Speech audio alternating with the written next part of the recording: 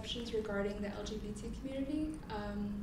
I feel like, well, let me ask, has anyone ever heard some information about being gay that is pretty obviously not true?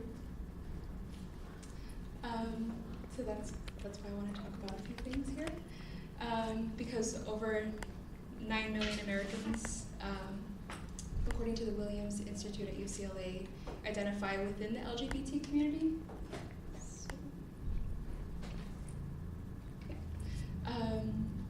There's a lot of misconception, especially with this presidential administration that encourages it. It just propagates violence and bigotry, and so we're going to dispel that right now. So the acronym LGBT stands for lesbian, gay, bisexual, transgender. There isn't a universal umbrella term that completely covers everyone who doesn't identify as heterosexual or gender conforming. This is just kind of like a simpler way of, identifying as non-heterosexual. So, does this happen?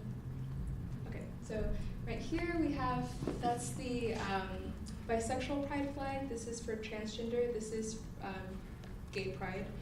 But here we have, there's like way more than just like the main ones that, we've been shown like in our culture.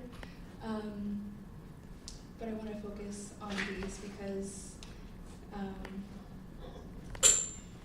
I'm sorry, I'm just going to go into my next point. So moving from the fact that there's more than just being gay or straight,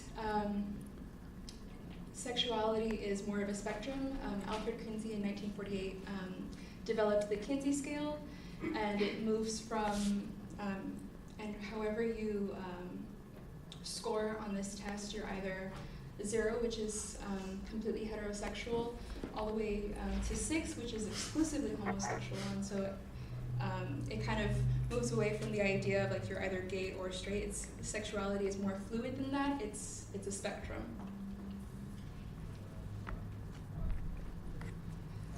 And now I want to focus more on the transgender community. 1 in 5 people are victims of violent hate crimes, specifically because of their sexual orientation or gender identity. So far in 2018, according to the Human Rights Campaign, there have been 22 deaths specifically linked to transgender bias. And the importance of the thing that I mainly wanted to cover with this is respecting gender pronouns, because most people don't have to just express like I identify as my pronouns are she or her. It's for most people they don't have to worry about that, but for a transgender or gender non-conforming person, it can be disrespectful or kind of oppressive if someone just assumes what you are based on your appearance. So that's why I wanted to say that, and also just because I think it's important, like within our society, to not hold on to like these gender norms that have been defined for men and women. Like it doesn't have to be that certain things are feminine only for women. It should kind of move towards like fluidity and androgyny.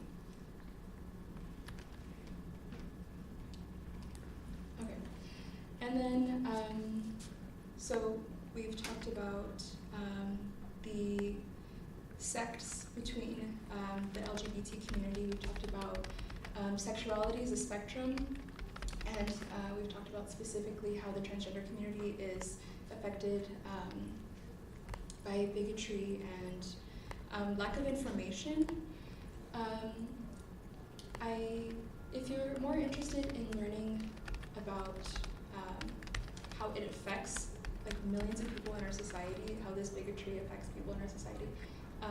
There is a documentary on Netflix. It's called The Death and Life of Marsha P. Johnson. I think it's relevant to everyone here just because it is a civil rights issue.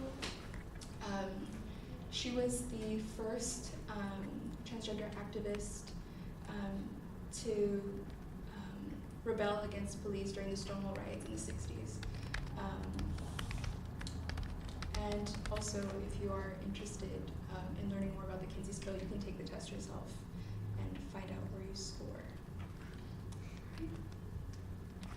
Thanks.